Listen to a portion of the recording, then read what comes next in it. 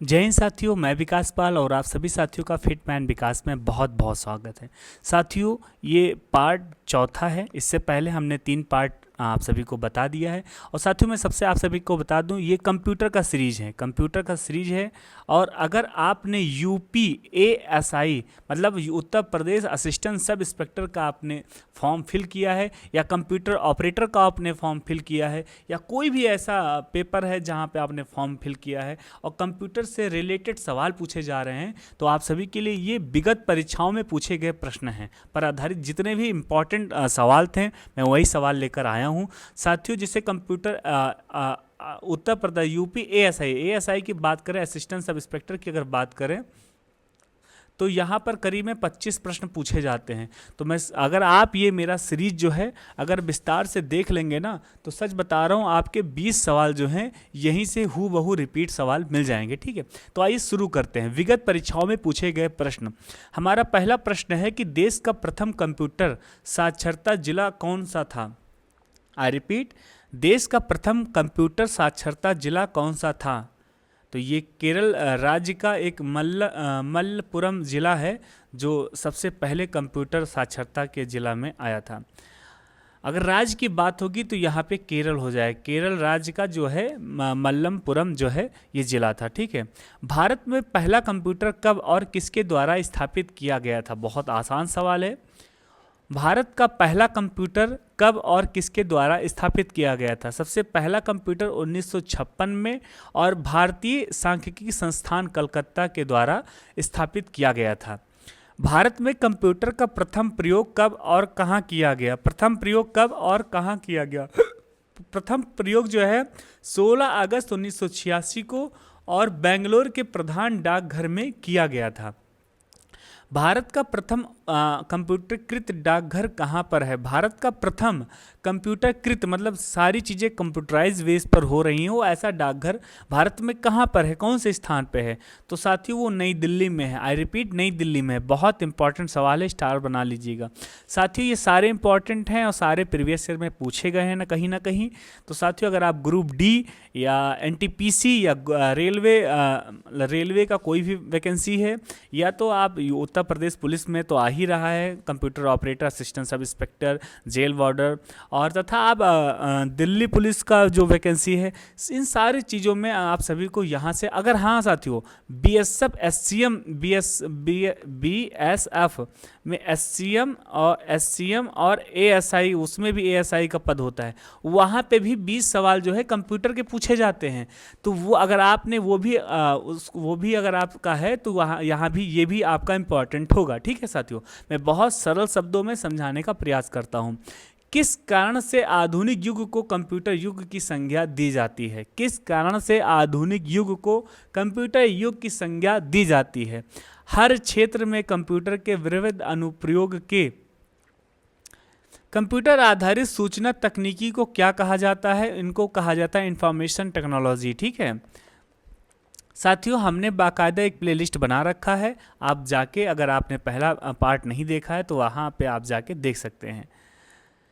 इसके बाद है कि कंप्यूटर प्रौद्योगिकी को सूचना प्रौद्योगिकी क्यों कहा जाता है। तो कंप्यूटर प्रौद्योगिकी को सूचना प्रौद्योगिकी कहा जाता है क्योंकि कंप्यूटर को एक इलेक्ट्रॉनिक उपकरण के रूप में परिभाषित किया जाता है जो डेटा लेता है और जानकारी देने के लिए डेटा को संसाधित करता है, और सूचना कंप्यूटर का अंतिम उत्पाद होता है। कंप्यूटर के संदर्भ में आईटी का पूर्ण रूप क्या होता है। आईटी का होता है इंफॉर्मेशन टेक्नोलॉजी। आईटी मतलब होता है इंफॉर्मेशन टेक्नोलॉजी। साथियों ध्यान से सुनने का प्रयास करिएगा, मैं कह रहा हूँ, थोड़ा सा मानता हूँ ये प्रश्न है प्रीवियस ईयर पेपर के प्रश्न हैं, तो यहाँ का लैंग्वेज थोड़ा सा कठिन है, लेकिन मैं समझाने का पूरा आसान शब्दों में समझाने का प्रयास कर रहा हूँ। ओके, विश्व में सर्वाधिक कंप्यूटर वाला देश कौन सा है। आई रिपीट, विश्व में सर्वाधिक कंप्यूटर वाला देश कौन सा है। सबसे इंपॉर्टेंट सवाल है। United state of America. हमारा अगला सवाल है, कलकत्ता मैथमेटिकल सोसाइटी द्वारा किसको भारत में कंप्यूटर के जनक के रूप में मान्यता दी गई थी। तो इसका सही जवाब होगा कि समरेंद्र कुमार मिश्रा। हमारा अगला सवाल है, भारतीय सांख्यिकी संस्थान ISI कलकत्ता में प्रिंटिंग मशीन और इलेक्ट्रॉनिक डिवीजन के संस्थापक और पहला प्रमुख कौन था? तो यहाँ पर सही जवाब हो जाएगा समरेंद्र कुमार मिश्रा। अगला सवाल है, भारत में पहली बार कब और कौन सा कंप्यूटर खरीदा गया था जिसकी उसकी कीमत कितनी थी? तो पहला कंप्यूटर 1956 में और HEC 2M करके खरीदा गया था जिसकी कीमत तो जो है 10 लाख रुपए थी। ठीक है, हमारा अगला सवाल है कि HEC 2M कंप्यूटर का विकास किसके द्वारा किया गया था? इसका विकास जो इंग्लैंड में AD बॉथ के द्वारा किया गया था। हमारा अगला सवाल, ये सवाल साथियों इंपॉर्टेंट है, जो मैं स्टार बना रहा हूँ वो तो बहुत ही इंपॉर्टेंट है, अगर आपको नहीं पता है तो आप पेपर में नोट कर सकते हैं। ओके, हमारा अगला सवाल है, भारत ने कब कंप्यूटर युग में प्रवेश किया था? बहुत इंपॉर्टेंट सवाल है, भारत ने कब कंप्यूटर युग में प्रवेश किया था? तो इसका सही जवाब है 1955 में प्रवेश किया था, और HEC 2M के रिलीज के साथ, मतलब जब इन्होंने HEC 2M जब रिलीज किया था 1955 में, तभी भारत जो है कंप्यूटर युग में प्रवेश कर लिया था। अब बात करेंगे भारत का पहला कंप्यूटर कौन सा है? बहुत इंपॉर्टेंट सवाल है, भारत का सबसे पहला कंप्यूटर कौन सा है? तो टिफरैक करके इनका भारत का पहला सबसे पहला कंप्यूटर है। तो आप सभी के मन में आएगा सर टिफरैक का फार्मूला क्या है, तो फुल फॉर्म क्या है? TIFRAC का फुल फॉर्म क्या है? तो इसका फुल फॉर्म है Tata institute of fundamental research automatic calculator. Tata institute of fundamental research automatic calculator. ठीक है, तो टिफरैक के नाम किसने दिया था? तो देश के पहले प्रधानमंत्री जवाहरलाल नेहरू ने टिफरैक का नाम दिया था, ये भी बहुत इंपॉर्टेंट है। ठीक है, टिफरैक ने कब काम करना शुरू किया था? तो साल 1956 से लेकर साल 1965 तक काम किया था। डिजिटल डिवाइस क्या है? डिजिटल डिवाइस किसे कहते हैं? What is digital device?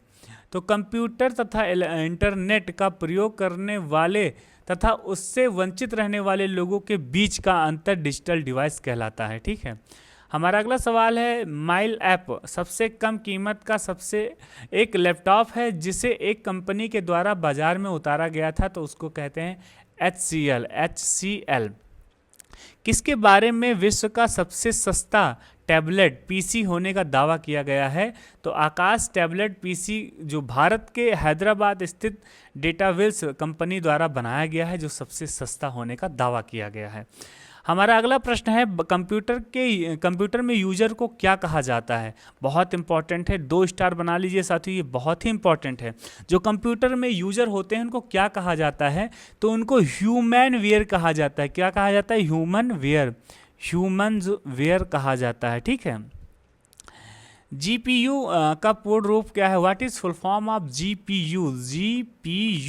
G का मतलब होता है ग्राफिक, P का मतलब होता है प्रोसेसर, U का मतलब होता है unit, graphic processor unit GPU। ठीक है, हमारा अगला सवाल, एक पोर्टेबल निजी कंप्यूटर जो गोद में रखने लायक छोटा सा होता है उसे क्या कहा जाता है?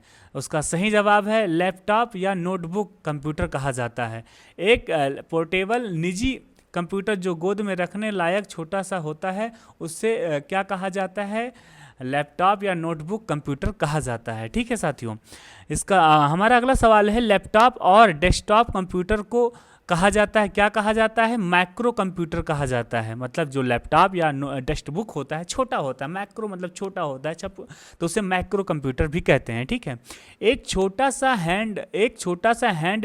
हैंड कंप्यूटर जो आपके वेब सिर्फ करने में भी सहायक करता है, उसे क्या कहते हैं? तो उसे नेटबुक कहते हैं। ठीक है, वह कंप्यूटर उपयोगकर्ता जो कंप्यूटर के विशेषज्ञ तो नहीं है लेकिन फिर भी कंप्यूटर को चलाने में सक्षम होते हैं, उन्हें क्या कहलाते हैं? उनको हैंड यूज़र कहा जाता है। अभी हमने बताया था हैंड यूज़र कहा जाता है। ठीक है, इसी के साथ मेरा ये वीडियो समाप्त होता है। इसके बाद में हम 5वां पार्ट पढ़ेंगे। साथियों, आप स्टार्टिंग से चीज़ों को पढ़ते हुए चलेंगे तो बहुत समझ में आएगा, इसीलिए मैं कह रहा हूँ सबसे पहले पार्ट 1 देखिए, फिर पार्ट 2 देखिए, फिर पार्ट 3 देखिए, फिर पार्ट 4 देखिए, और ऐसे पार्ट देखते जाएंगे, चीज़ें आपको समझ में आती रहेंगी।